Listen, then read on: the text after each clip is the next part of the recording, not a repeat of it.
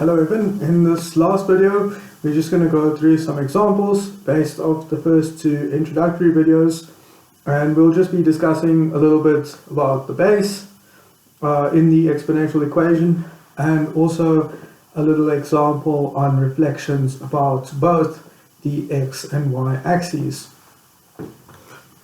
So starting off with our original equation, y equals 2 to the power of x, I'm going to increase the base. So I want to consider the equation y equals 3 to the power of x. So let's plot some points for this and see what happens. So for the x values, as usual, we'll have -2, -1, 0, 1, 2.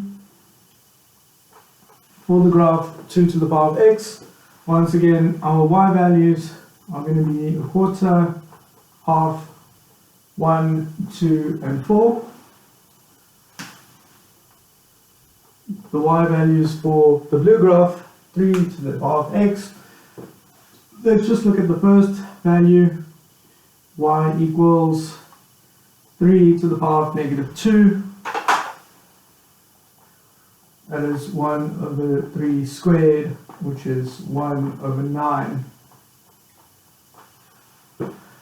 Next value, it's 3 to the -1, which is 1 over 3.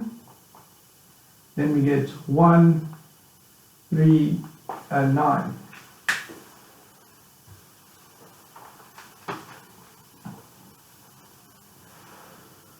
So now we're going to plot it. Just before we do, let's think about what we might see. So because the base is bigger, because it's bigger than 2, we would expect the y values to be greater when x is positive. So we can see that here the y value is 3 and here the y value is 9, and each of these is greater than the preceding y values. On the flip side, because it's a bigger number, we expect the fractions to be smaller.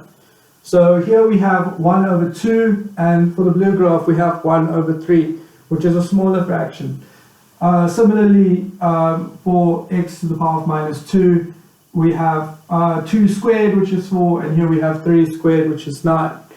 So we have smaller fractions, but greater whole numbers. Putting this all together, let's draw.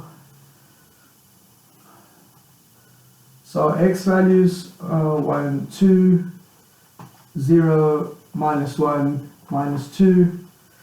Our y values, I'm going to go up to 2, 4, 6, 8. Okay, 10 will be something there. But 9 will stop there. That's going to be our highest y value. So let's plot the graph 2 to the x. So 0 and 1, -1.5, -2.25, 1, 2, 2, 4. So it looks like that.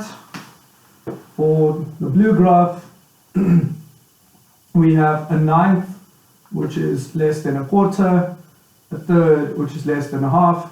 Then the two graphs cross over at the point 0, 1. You can see we have 0, 1, 0, 1 for both.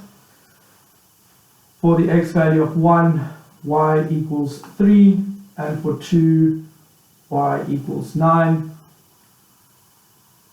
So indeed, our graph does match our prediction. The blue graph is lower than the black graph for values of x less than 0, and it's greater than the black graph for values of x greater than 0. So now we're going to look at the example mentioned earlier, which is a double reflection about both the x and the y axis.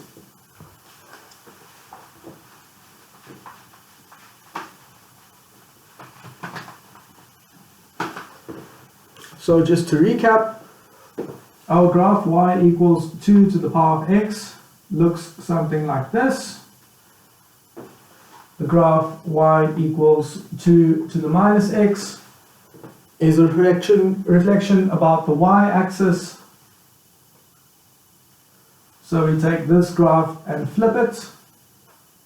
So this graph looks like this. Let me just fill in yx, yx. And then lastly, we had the reflection about the x-axis, where we take our original graph, we flip it this way. That was y equals minus 2 to the x.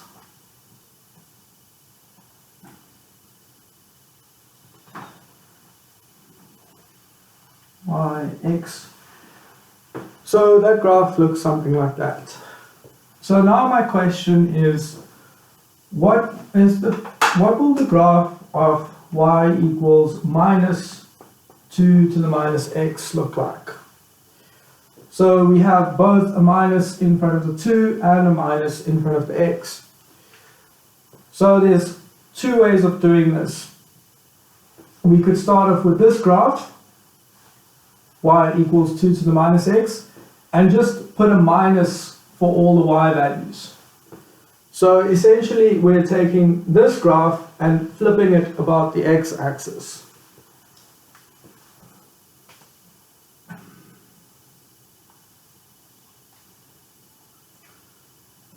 So it should look like this. If we take this graph and flip it about the x-axis, or the other way is we could take this graph and put a minus x over there. So in other words, we're taking this graph and flipping it about the y-axis. So we're taking this point, putting it there, this point, putting it there, this point, putting it there. This point stays the same. This point is flipped about the y-axis. This point is flipped about the y-axis, and we get a graph which looks like this. So we can see that in either case, we get the same graph for y equals minus 2 to the power of minus x. So the examples I'm going to send you, I'll do it over WhatsApp. And yeah, please try and do them in addition to the work I sent you previously. Thanks.